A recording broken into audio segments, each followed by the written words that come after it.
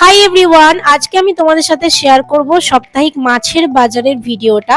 তো কি কি মাছ আনা হয়েছে সেটা শেয়ার করব। বাই দ্য ওয়ে, এটা ব্লিঙ্কিটের প্যাকেট, কিন্তু ব্লিঙ্কিট থেকে নিয়ে আসা হয়নি।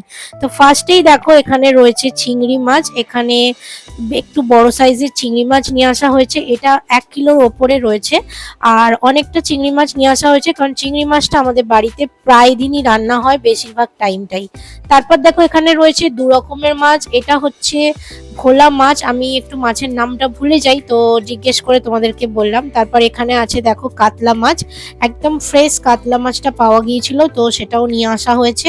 আর তার সাথে এখানে দেখতে পাচ্ছ একটু ডিম রয়েছে। কাতলা মাছের পেটিটা একটু বেশি খাওয়া হয়, তো ওই কারণে পেটিটা একটু বেশি নেওয়া হয়। তারপর চিকেন নিয়ে আসা হয়েছে। এখানে চিকেনের 2 রকম কাট করা হয়েছে, একটা বোনলেস ফর চিলি চিকেন আর নর্মাল কারি কাট করা হয়েছে। তো এই ছিল সাপ্তাহিক মাছ বাজার অ্যান্ড চিকেন।